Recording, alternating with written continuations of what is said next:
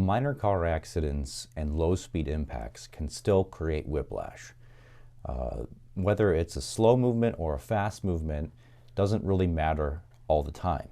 Whether your head's moving backwards and forwards or whether it's moving left and right, you can still be injured even if there wasn't a lot of force behind that movement. Everyone's spine is different, and depending on your age, you have different flexibility in your spine, and even minor movements can cause major injuries.